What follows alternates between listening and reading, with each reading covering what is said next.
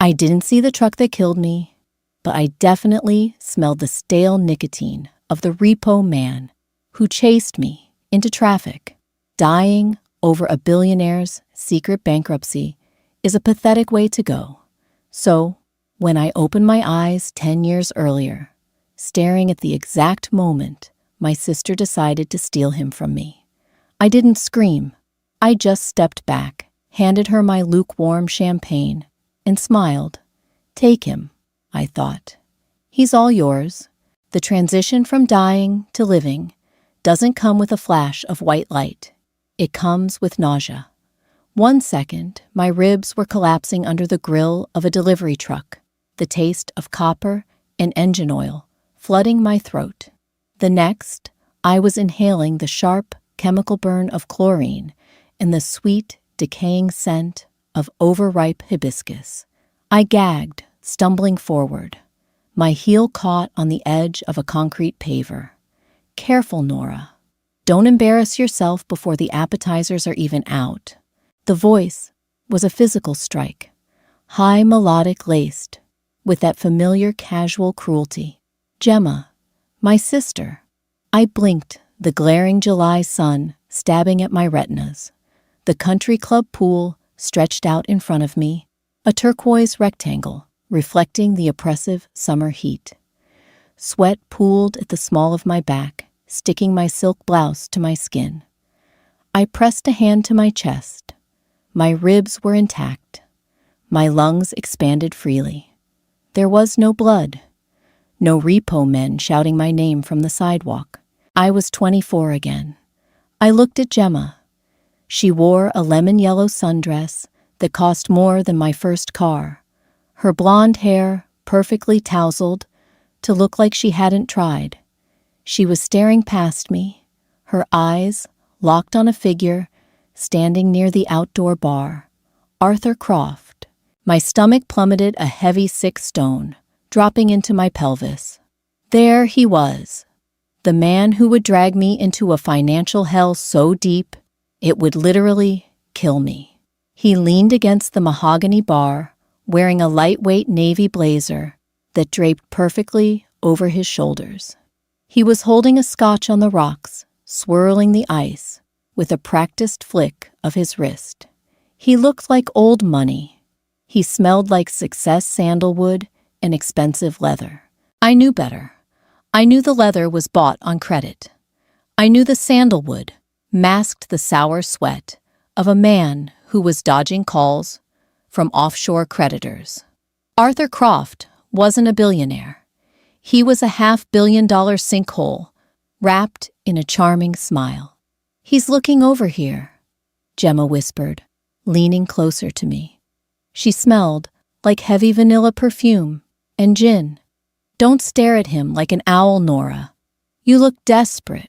In my past life, this was the exact moment I had bristled. I had defensive, pathetic ownership over him. Arthur and I had been casually dating for 3 months. I had introduced him to my family today, desperate for their approval, desperate to prove I had finally landed a catch. When Gemma had moved in on him later that evening, I had fought for him. I had cried. I had played the loyal, supportive girlfriend, ultimately winning the prize. The prize, a marriage certificate that legally shackled me to $300 million of hidden debt, leveraged assets, and loans, borrowed from men who broke fingers before they filed lawsuits. I looked at Arthur again. I watched the way his eyes tracked the crowd, calculating, assessing. He wasn't looking at me with affection. He was looking at Gemma's diamond tennis bracelet. He was looking at our father, who was chatting with the club president. He was doing math. A bartender dropped a tray of glasses somewhere behind us. The sharp, sudden crash made me flinch. My heart kicked hard against my ribs, a leftover trauma response from the tires squealing on asphalt.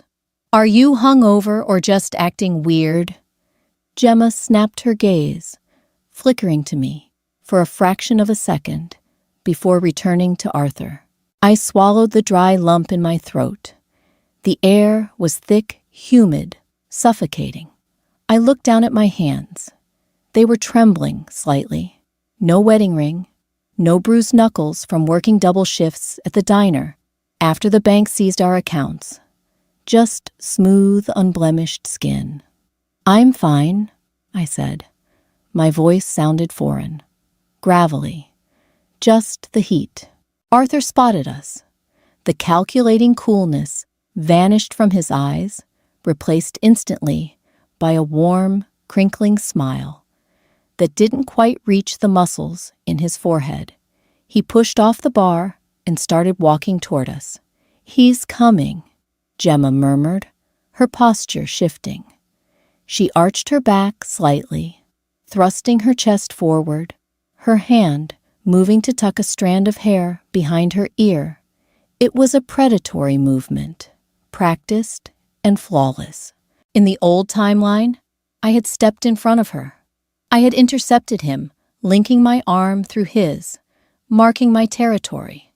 Now, I felt a contradictory surge of emotions.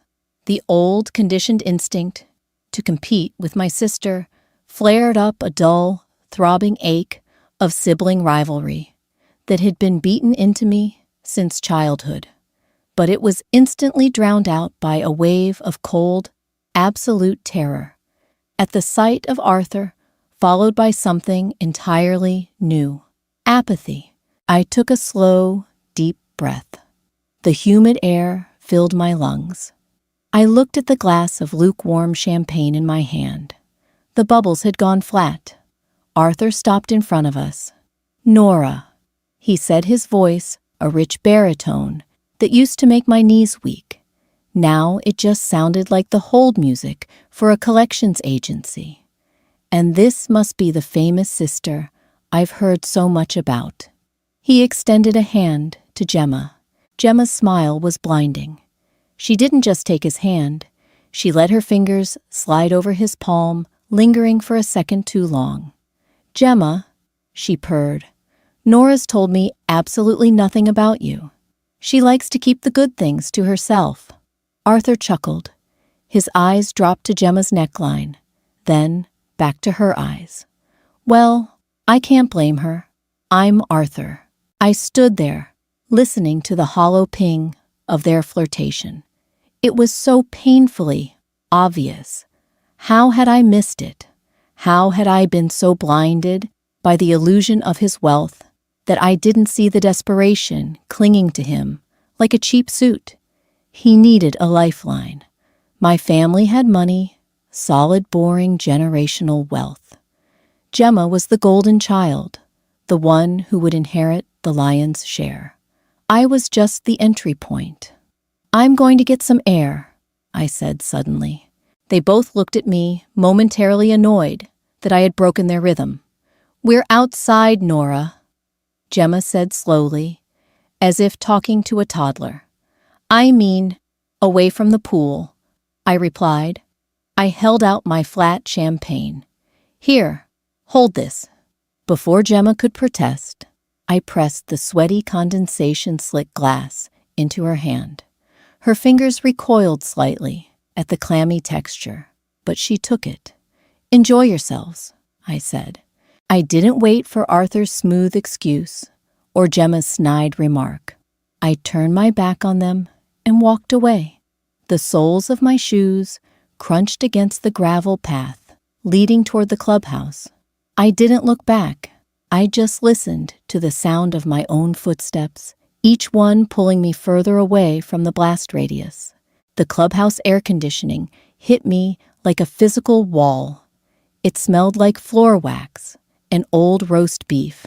I bypassed the main dining room and found a quiet corner in the lounge, sinking into a cracked leather armchair that let out a tired sigh under my weight. I sat there for an hour, watching the ice melt in a glass of tap water. I needed to think, but my brain felt like it was stuffed with wet cotton. The reality of the situation was too massive to digest all at once. Time travel, rebirth, whatever this was, it defied physics, logic, and sanity. but the sensation of the icy water sliding down my throat was real. The dull ache in my left arch from my uncomfortable heels was real. If I was truly back, I had a decade of misery to erase. In the original timeline tonight was the dinner, where Gemma actively tried to seduce Arthur under the table, rubbing her foot against his calf. I had caught them. I had caused a massive scene, crying in the parking lot. Arthur had apologized, sworn Gemma came onto him, and used my insecurity to isolate me from my family. He married me 6 months later. 2 years after that, the first lawsuit hit.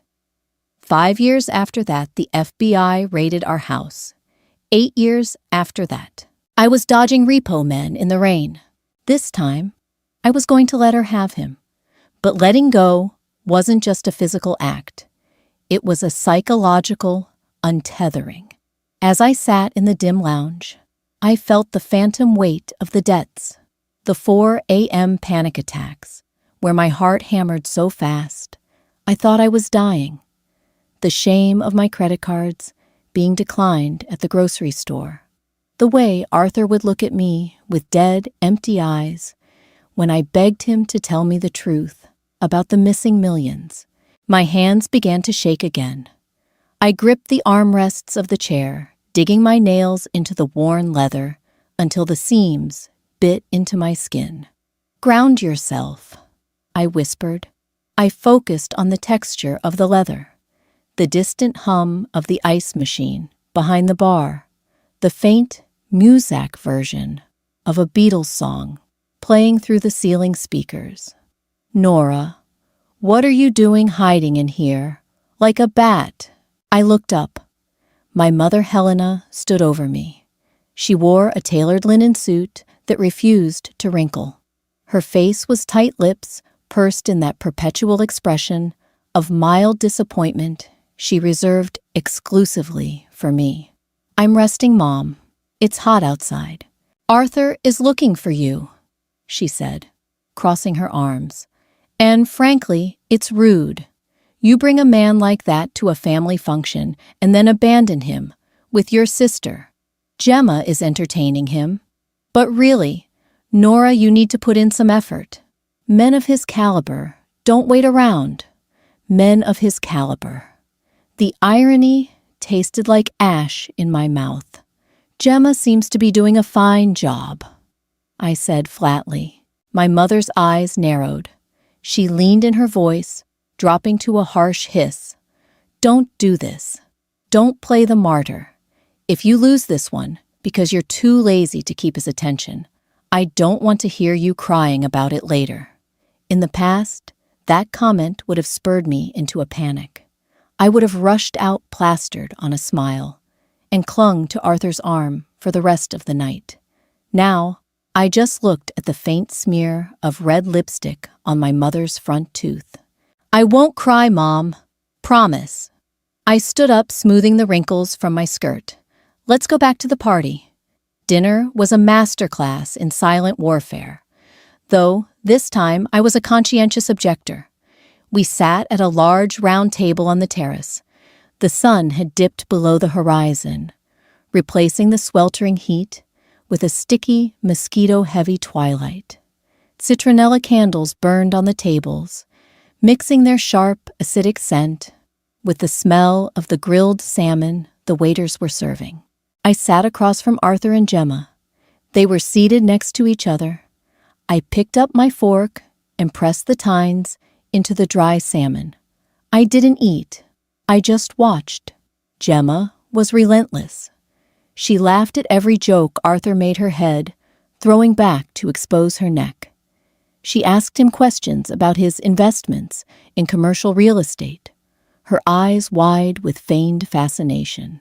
Arthur played his part perfectly. He was modest, but dropped just enough buzzwords to sound formidable. He talked about liquidity market fluctuations and his firm's expansion. I watched his hands, while his right hand gesticulated naturally. As he spoke, his left hand rested under the table. I knew what it was doing. I knew because I saw Gemma's shoulders drop slightly, her breathing hitch, just a fraction of a second, before a smug, secretive smile crawled onto her lips. He was touching her leg. My chest tightened. It wasn't heartbreak. It was a strange, suffocating cocktail of disgust and relief. The betrayal was happening right in front of me, identical to the past, but the target on my back was fading. I took a slow sip of my wine. It was a cheap Pinot Grigio the club passed off as top tier. It tasted like vinegar. "And what about you, Nora?" Arthur suddenly asked, pulling his attention away from Gemma for a fleeting second. "You've been awfully quiet tonight.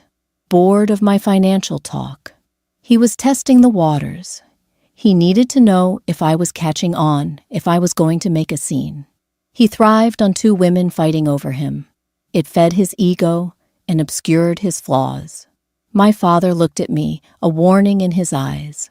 My mother stopped chewing her salad. Gemma just smirked over the rim of her glass. I put my wine down. I looked Arthur dead in the eyes. I noticed for the first time the faint, purplish bags under his eyes that his tan couldn't quite hide.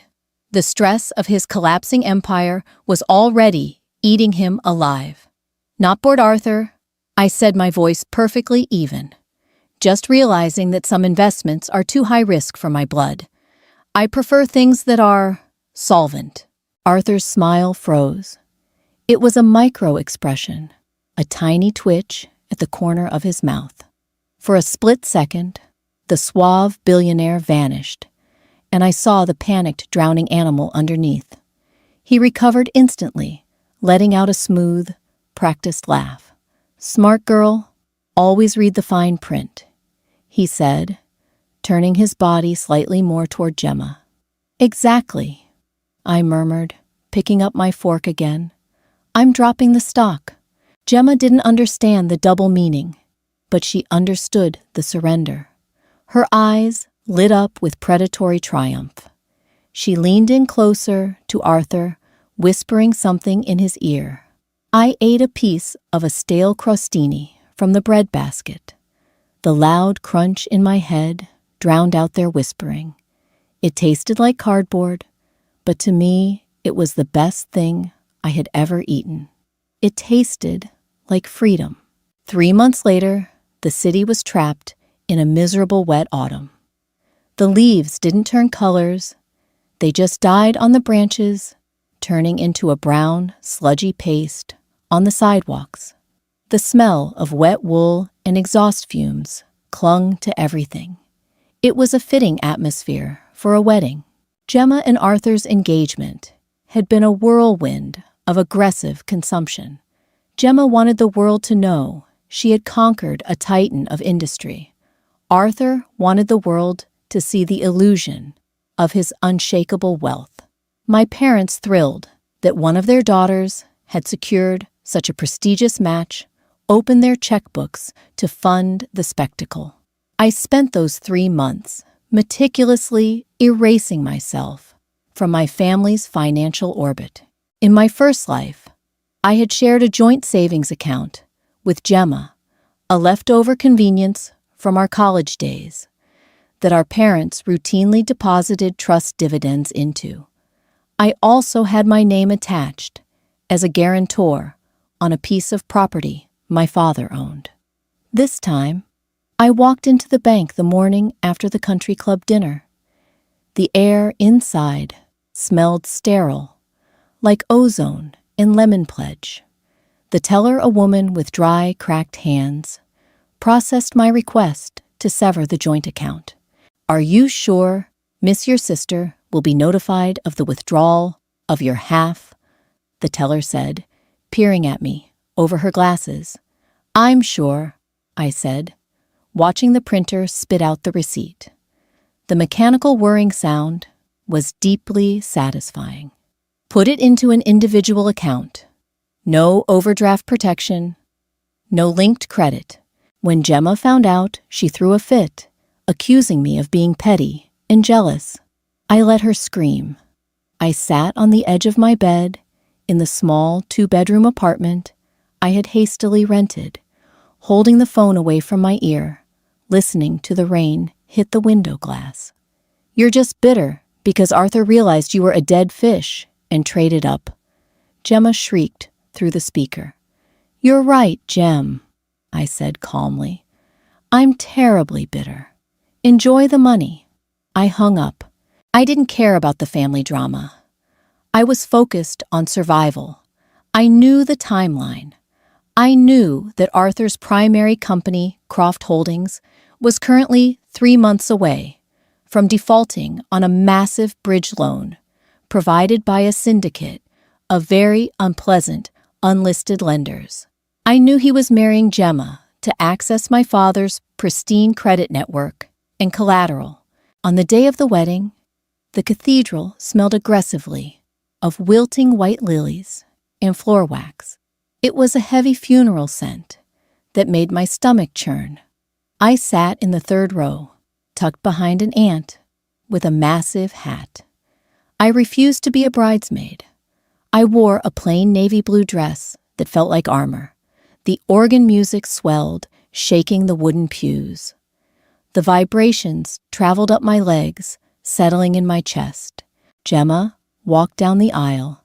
She looked objectively stunning in a custom silk gown that cost more than my apartment's annual rent.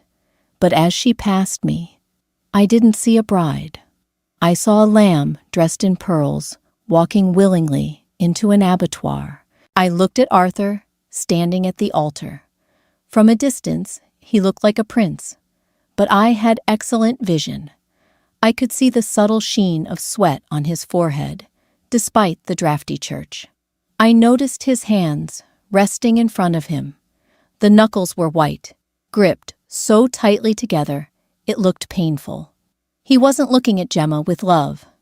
He was looking at her like she was a signed check. The priest droned on. The vows were exchanged. The promises of, for richer or poorer, echoed off the vaulted ceilings. I had to suppress a dark, cynical laugh. Poorer didn't even begin to cover what was coming for her. They moved to the side altar to sign the marriage register.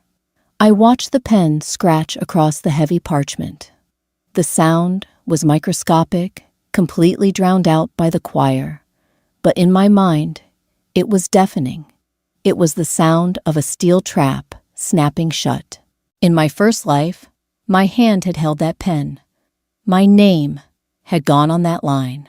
As Arthur signed his name, transferring his hidden rot into Gemma's legal domain, a profound, heavy exhaustion washed over me. The adrenaline that had sustained me for 3 months suddenly evaporated. My shoulders slumped against the hard wood of the pew. It was done. The anchor was transferred. As the newly minted Mr. and Mrs. Croft turned to face the congregation, flashing their perfectly whitened smiles, I stood up. I didn't wait for the recessional. I slipped out the side door, stepping into the cold, biting November rain. I took a deep breath, letting the icy air fill my lungs. It smelled like wet asphalt and damp earth. It smelled like the future. I checked my phone. A text from my landlord, confirming my rent was processed. A zero balance on my only credit card. Arthur's empire would start its public collapse in exactly 82 days. And for the first time in 2 lifetimes, I was going to sleep peacefully through the night. The 82 days between the wedding and the collapse were an exercise in aggressive mundanity.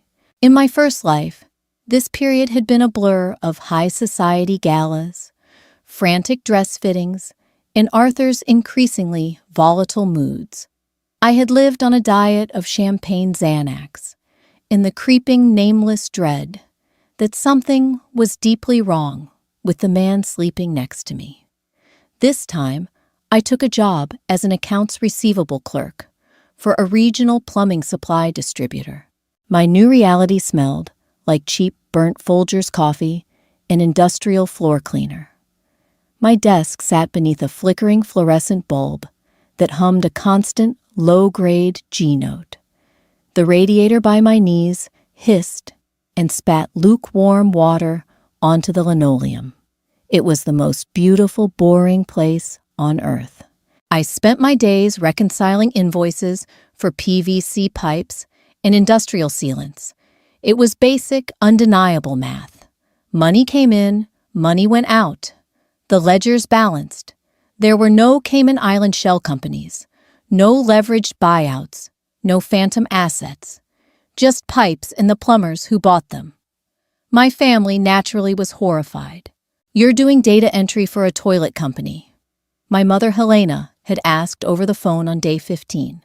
I could hear the sharp clink of her stirring a martini in the background. "Nora, please, tell me this is some sort of performance art. Gemma is summering in St. Bart's next month. And you're, what, punching a clock?" "It pays the rent, Mom," I replied, staring out my tiny office window at a gray, oil-stained parking lot. "Your trust pays the rent," she snapped. "Or it would if you hadn't locked it up in that ridiculous restricted index fund. You're embarrassing us. People are asking why you look like a refugee, while your sister is married to a visionary." A visionary. I pressed my forehead against the cold glass of the window. Arthur wasn't a visionary.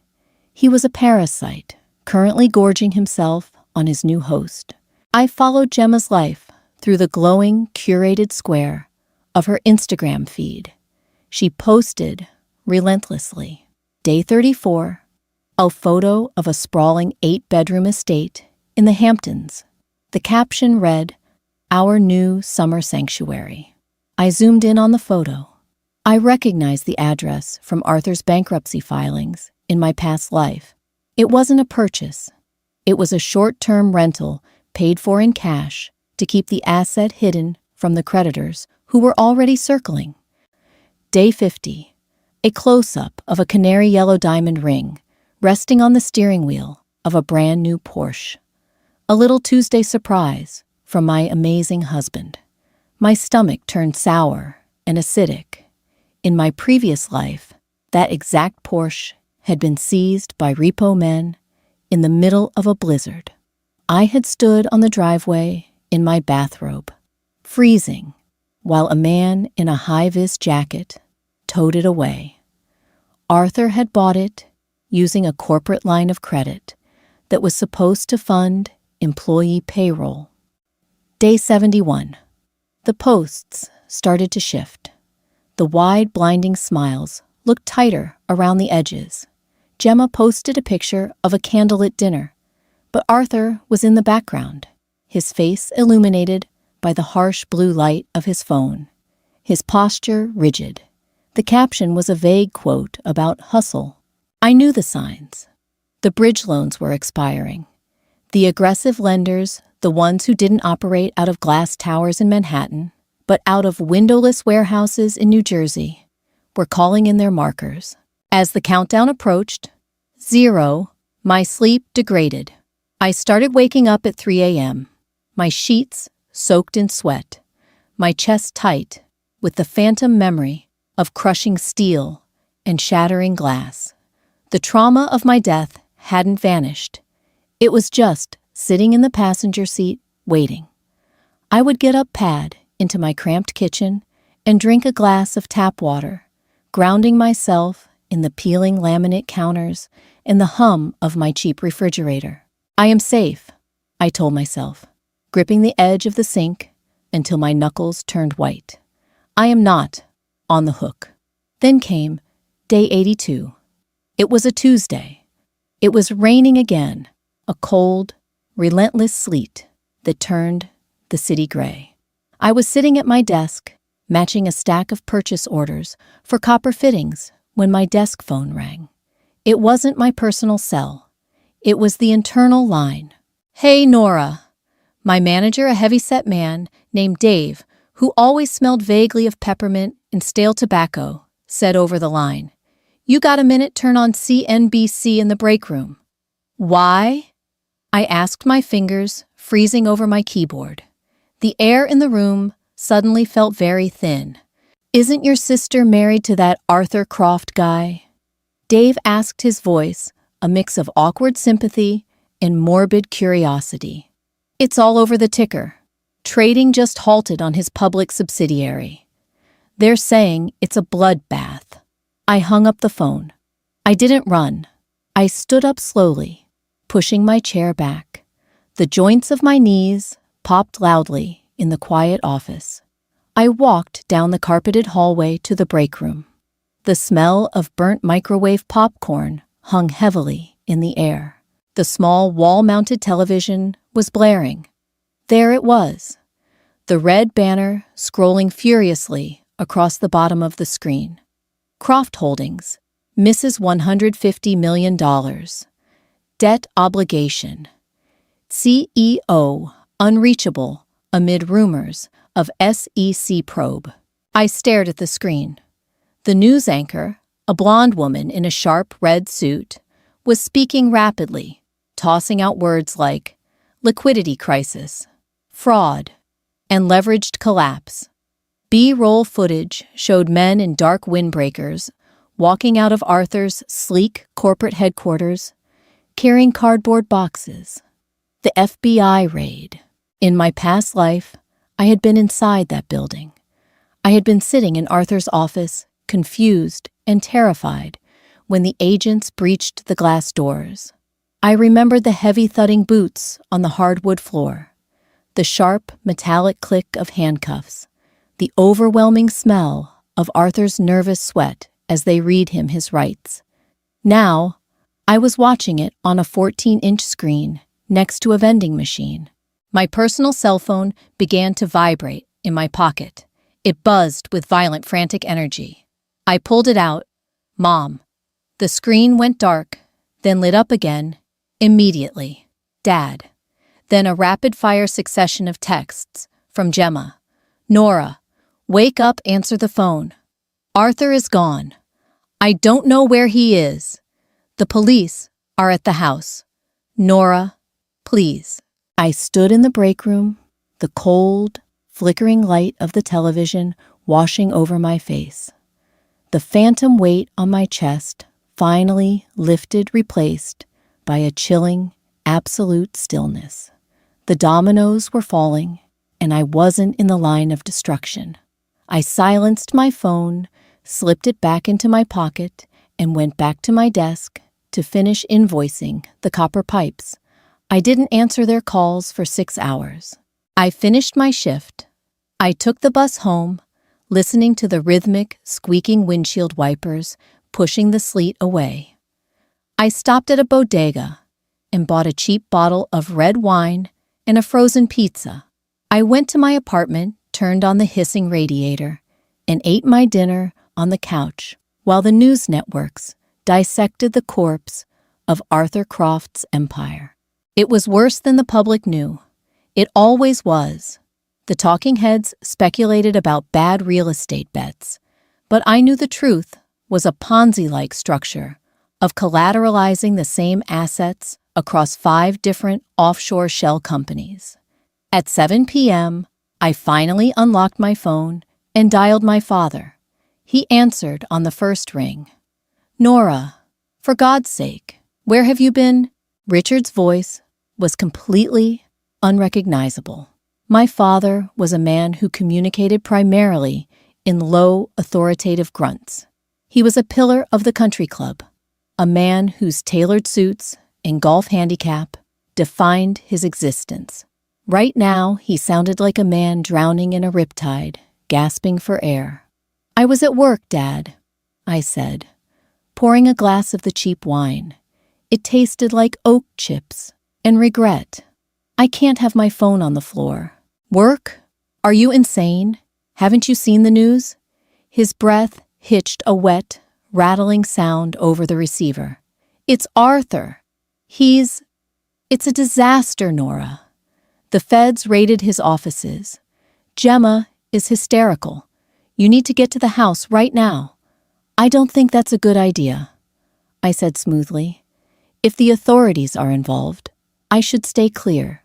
Nora, get here. Now. It wasn't a request. It was a desperate, clawing command. Your mother is having palpitations. We need the family together. We need a strategy. A strategy. As if this was a hostile corporate takeover and not a criminal implosion. Fine. I sighed. I'll be there in 30 minutes. The drive to my parents' estate in the suburbs felt like crossing into a different dimension. The rain had stopped leaving behind a biting, frigid mist. When I pulled my 10-year-old Honda Civic up the sweeping circular driveway, I noticed the front door was slightly ajar. I pushed the heavy oak door open. The foyer, usually smelling of fresh lilies and lemon oil, smelled like stale sweat and spilled liquor. I found them in my father's study. The room was lined with dark mahogany bookshelves and heavy velvet drapes. The fire in the hearth had died down to glowing, angry embers. Gemma was curled up in a leather armchair, her knees pulled to her chest. She was wearing a silk designer tracksuit, but it was wrinkled. Her makeup was a chaotic smear of black mascara and foundation, making her look like a bruised porcelain doll. She was trembling violently, her teeth literally chattering. My mother sat on the edge of the sofa, staring blankly at the wall, a crumpled linen handkerchief clutched in her fist. My father was pacing. He held a crystal tumbler filled with 3 fingers of amber scotch. He looked 10 years older than he had at the wedding. The flesh around his jaw sagged, and his eyes were bloodshot. Nobody noticed me standing in the doorway for a long moment. I just watched them. This was the exact tableau I had lived through in my first life, only I had been the one shivering in the chair. I had been the one weeping, begging my father to fix it, begging my mother to hold me. They had looked at me with disgust and pity back then. Now, they were in the blast radius. I'm here, I said softly. Gemma's head snapped up. Her eyes, red and swollen, locked onto me. For a second, I expected the usual sneer, the sharp sibling venom. Instead, she let out a guttural, wounded sob and scrambled out of the chair, throwing herself toward me. Nora! She wailed, her hands grabbing my forearms. Her nails dug into my skin, sharp and desperate. She smelled intensely of sour wine and unwashed hair. He's gone. He left. Who left? I asked, peeling her hands off me and taking a deliberate step back. Arthur. Gemma choked out, wrapping her arms around her own stomach. The feds came to the Hamptons' house this morning. They kicked the door in Nora, with guns. They dragged him out in handcuffs. He told them I was the CFO of his private holding company. My heart did a slow, heavy thud against my ribs. I knew he was going to throw her under the bus, but hearing it confirmed out loud was still chilling. Arthur was a survivalist. In my timeline, he had forced me to sign documents naming me as the sole director of a toxic shell company. I took the fall for a massive tax evasion charge. Now, Gemma was holding the bag. He told the FBI you were his CFO, I asked, keeping my voice entirely devoid of emotion. He made me sign things. Gemma shrieked, her voice cracking, pitching into hysteria. He said it was for tax purposes. He said it was just standard spousal asset management. I didn't read them. Nora, he's my husband. I trusted him. Quiet, Gemma. My father barked, slamming his crystal tumbler down on his desk. The glass cracked a sharp ringing sound that made my mother flinch. Hysterics won't solve this. He turned to me. The authoritative mask was trying to slide back into place, but it was slipping on the sweat of his own panic. We have a massive problem, Nora. My father said, his voice dropping to a harsh whisper. The FBI isn't the worst of it. Arthur owes money, a lot of money, to people who don't wait for court dates. I saw the news, Dad. $150 million in default. No. My father set his face, draining of what little color it had left. That's the public debt. That's the banks. I spent the last 3 hours on the phone with my lawyers and Arthur's former partners. He swallowed hard. He took a $50 million bridge loan from an unregulated syndicate in Macau. The collateral. He stopped. He couldn't say it. The collateral was what, Dad? I pressed, stepping further into the room. My mother let out a small, wounded noise, pressing the handkerchief to her mouth. Gemma guaranteed the loan. My father whispered the words, tasting like poison on his tongue. And she used my estate portfolio to back the guarantee. The house, the trust, the liquid assets. She forged my signature on the electronic transfers. The silence in the study was absolute. I looked at Gemma. She shrank back into the leather armchair, avoiding my gaze, staring fixedly at the intricate pattern of the Persian rug. The audacity of it was breathtaking. She hadn't just married the monster. She had handed him the keys to the family vault just to keep the illusion of her billionaire lifestyle afloat. You forged Dad's signature. I asked, my voice barely louder than the popping embers in the fireplace. He told me to. Gemma sobbed defensively, her head snapping up. Arthur said it was a clerical error, holding up the transfer. He said he just needed the collateral for 48 hours to clear a hurdle. He promised me he would replace it. He bought me the Porsche that same afternoon. I felt a dark, twisted laugh bubble up in the back of my throat, but I choked it down. The Porsche. She traded generational wealth for a depreciating German sports car. So, I said, looking back at my father, you're wiped out. The Macau lenders will seize the portfolio. They'll put a lien on this house by Friday. I knew the playbook. I had lived it. The asset stripping was swift, violent, and completely legal if the paperwork was airtight. And Arthur's paperwork, when it came to screwing over other people, was always titanium. My father ran a trembling hand through his thinning hair. My lawyers are trying to file an injunction based on the forgery. But it's a mess. The syndicate is already threatening to liquidate the holdings. We need cash, Nora, immediately, to hire a crisis firm, to retain criminal defense for Gemma before the Justice Department issues an indictment. He looked at me. It wasn't the look of a father asking his daughter for help. It was the look of a cornered animal eyeing an escape hatch. Your trust, my mother suddenly spoke, dropping her handkerchief. Her voice was sharp, desperate. The money you segregated from Gemma's account. It's clean. It's unattached to Arthur's mess. You have to wire it to your father's legal account tonight. I stood perfectly still. The warmth from the dying fire brushed against the back of my legs, a stark contrast to the ice running through my veins. They wanted my money, the money I had, meticulously saved, the modest cushion that was currently funding my quiet, boring, safe life.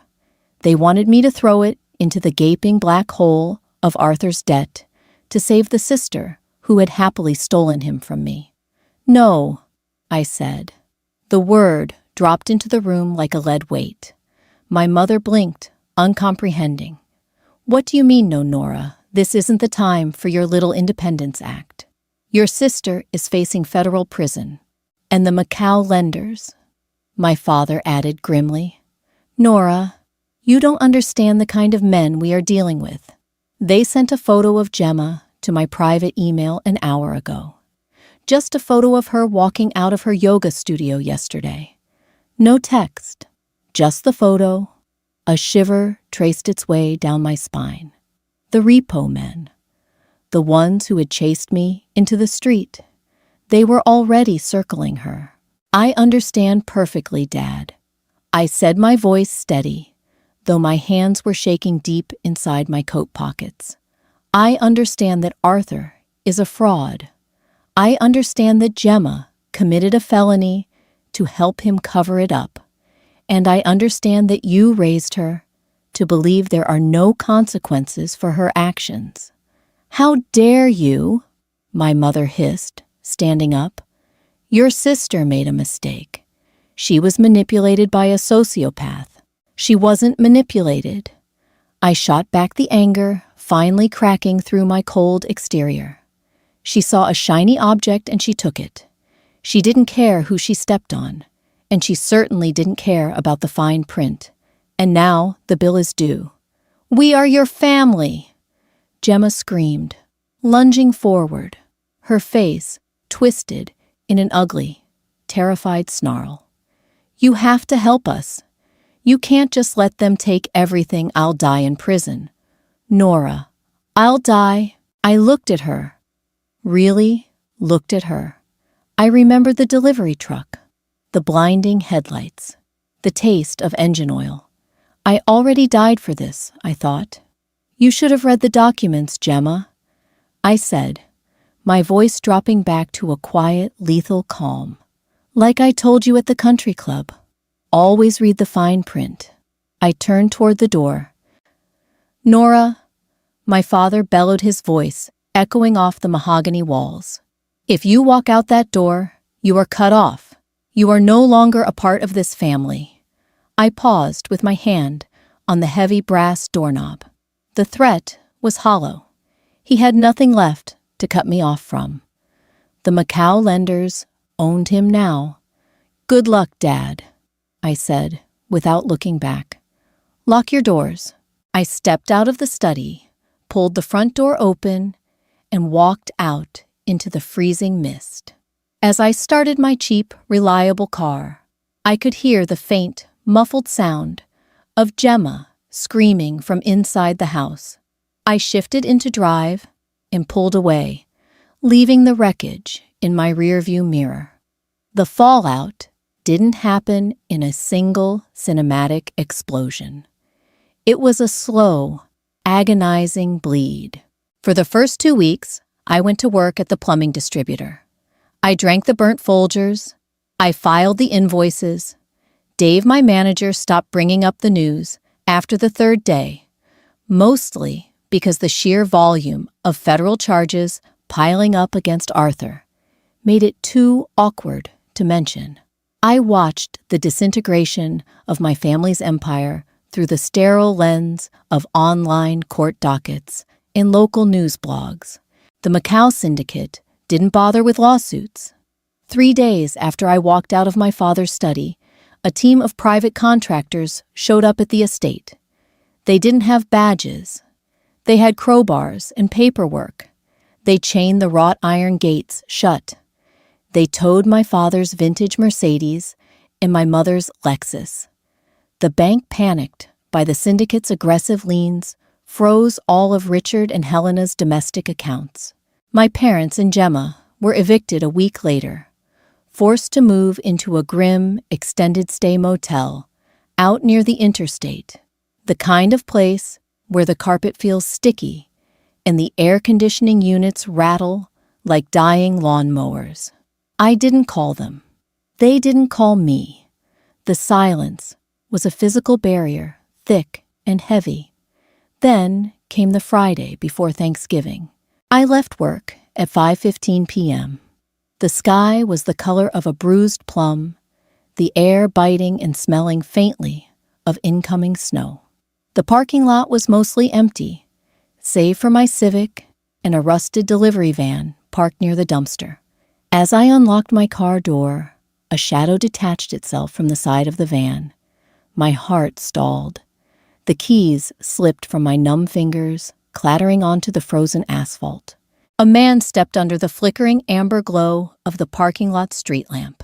He was wearing a heavy leather jacket over a dark hoodie. He didn't look like a mobster from a movie. He looked like a weary, overworked contractor. But the smell hit me before he even spoke. Stale nicotine and peppermint gum. It was the exact smell of the man who had chased me into the intersection 10 years from now. My lungs seized. The phantom pain in my ribs flared a hot, stabbing agony that made me gasp. I took a step back, my spine hitting the cold metal of my car door. Not again. Please God, not again. Nora, the man said. His voice was gravelly, devoid of malice, but completely devoid of warmth too. It was the voice of a man doing a job. I couldn't speak. I just stared at his hands, waiting for him to reach into his jacket. He didn't. He pulled a folded piece of paper from his pocket. Relax. I'm not here to collect. I'm just here to verify.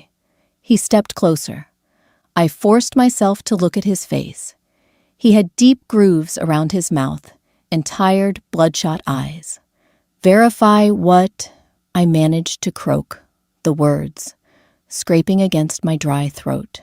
The paperwork, he said, tapping the paper. Your sister Gemma. She put your old man on the hook for 50 mil. But she used an old family trust document as proof of collateral. Your name is on the original filing. The world tilted slightly. The cold wind whipped a strand of hair across my face, stinging my cheek. I severed my ties to that trust 4 months ago. I said, my voice gaining a fraction of its strength. Before the marriage, I signed the waivers. The bank verified it.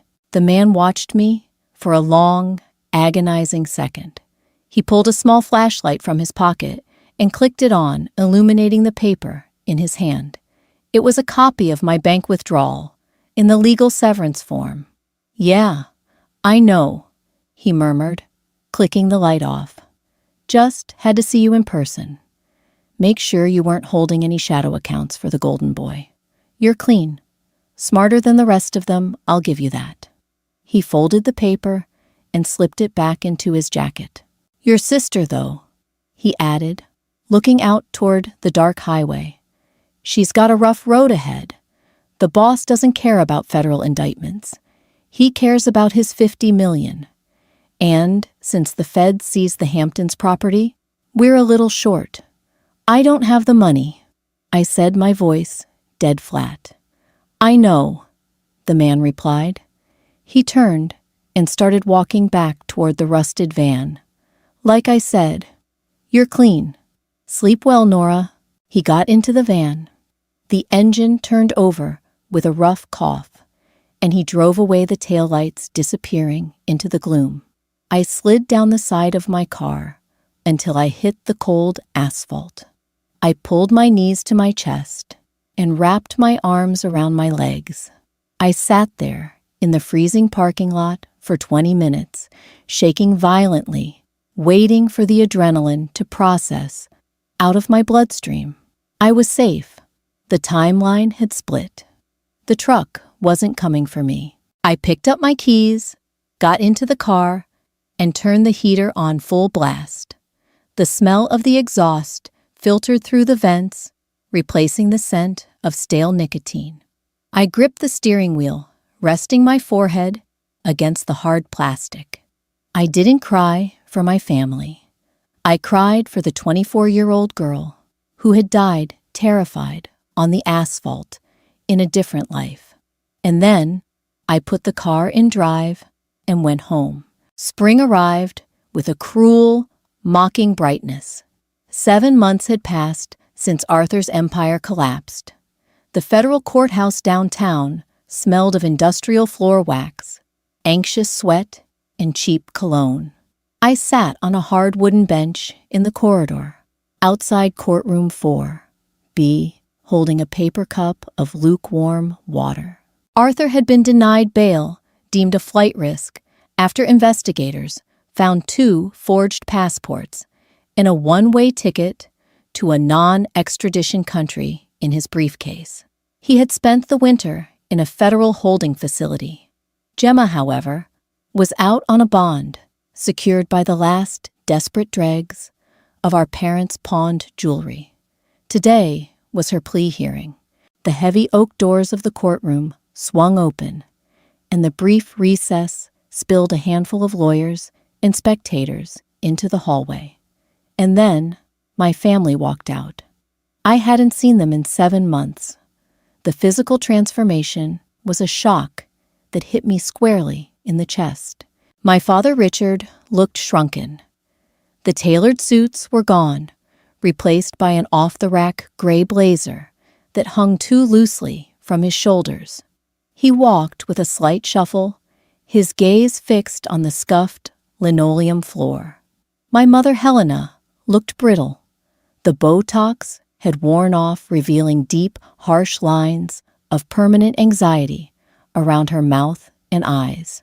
She was holding a cracked leather purse tightly against her chest, her knuckles bone white. But Gemma was the ghost. She wore a plain black skirt and a white blouse, buttoned to her collarbone.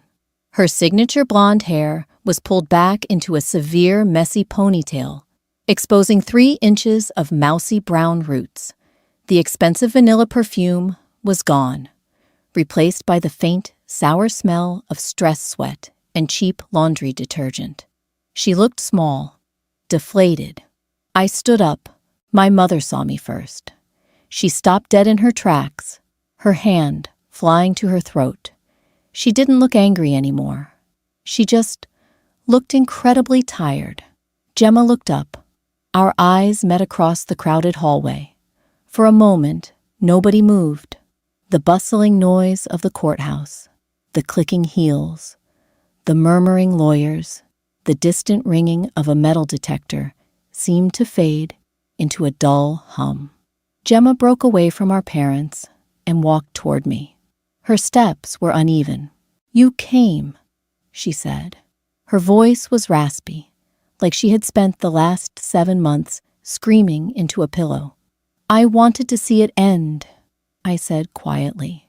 She let out a harsh, broken laugh. "It doesn't end, Nora. They offered me a deal. 3 years in a minimum security facility for the forgery. If I testify against Arthur, 3 years. In my timeline, I had taken 5 for the tax evasion he pinned on me. Are you taking it?" I asked. Gemma wrapped her arms around her stomach, a defensive posture. I recognized instantly. I have to.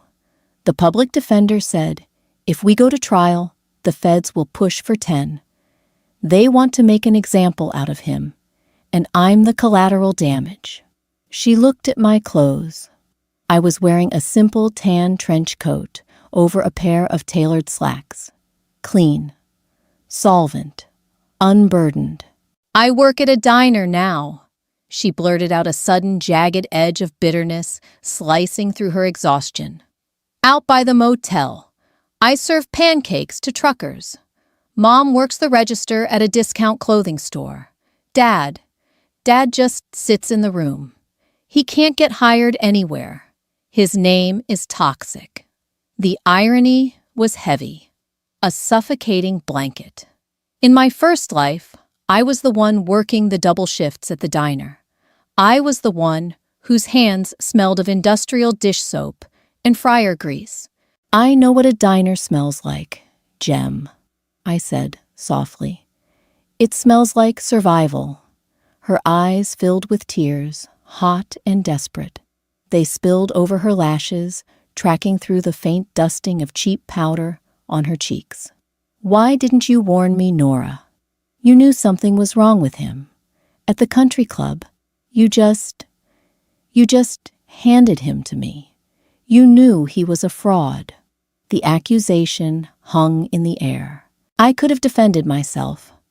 I could have reminded her how she aggressively pursued him, how she rubbed her foot on his leg under the table, how she forged our father's signature to buy a Porsche.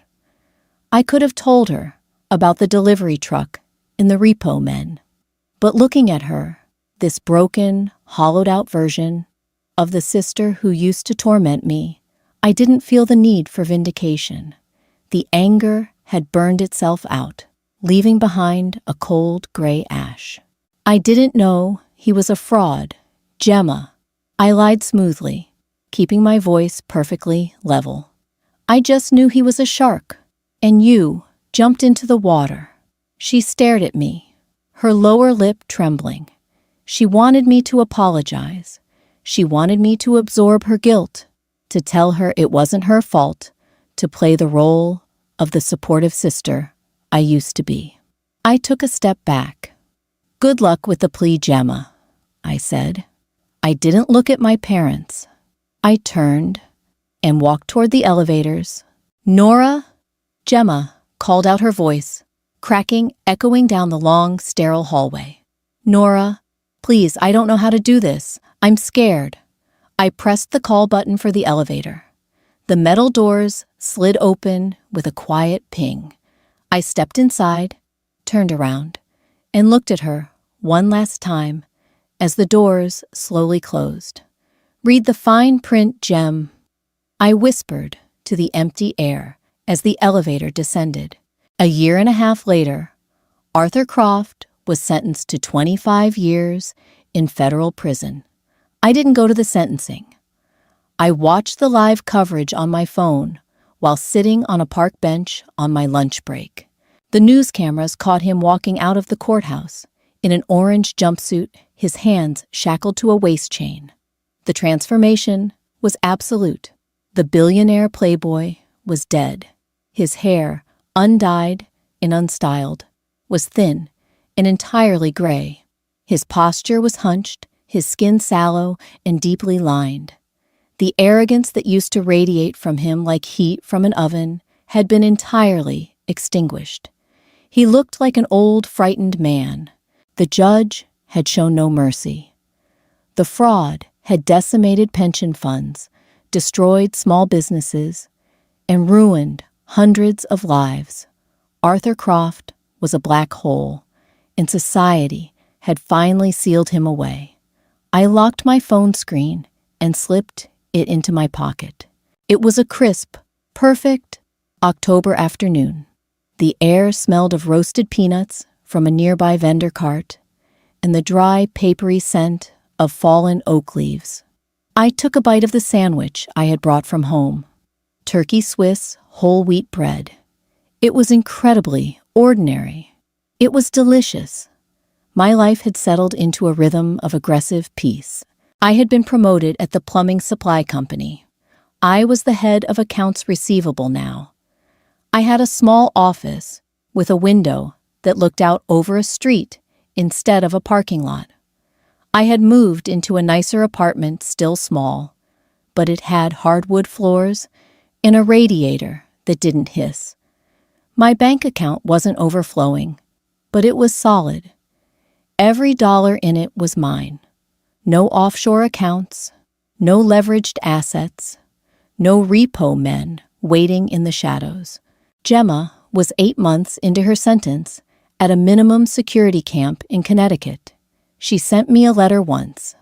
It was written on lined notebook paper.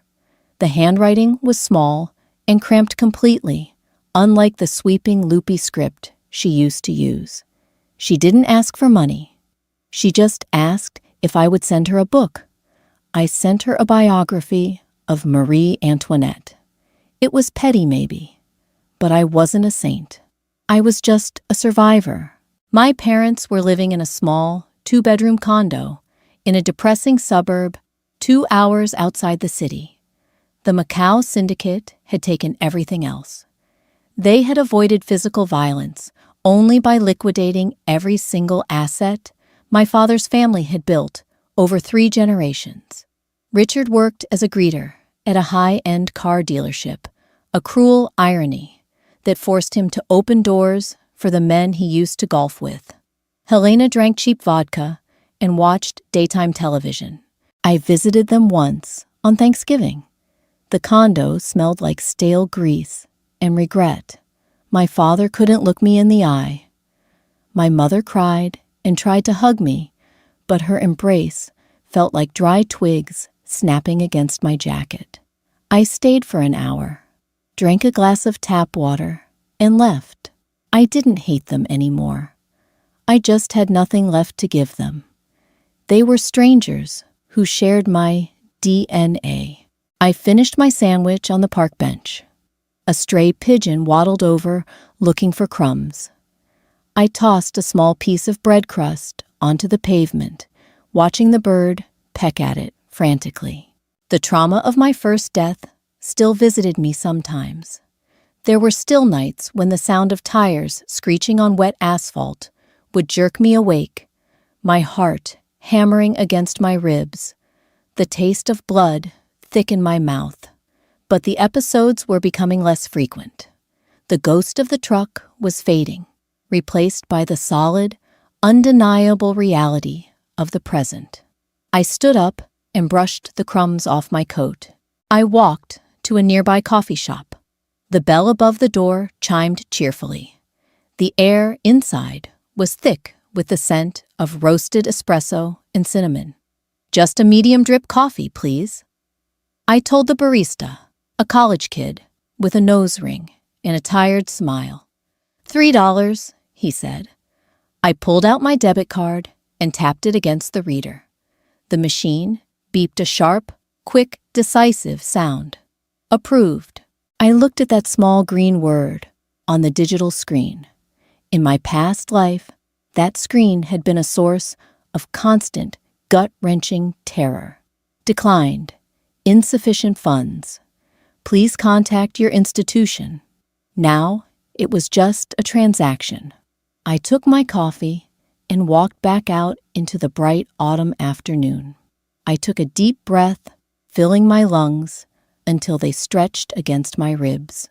There was no pain, just the cool, clean air. I didn't inherit a fortune in this life. I didn't marry a prince. I didn't become a billionaire, or a CEO, or a socialite. I let my sister steal the crown, and I watched it crush her spine. I took a sip of the black coffee.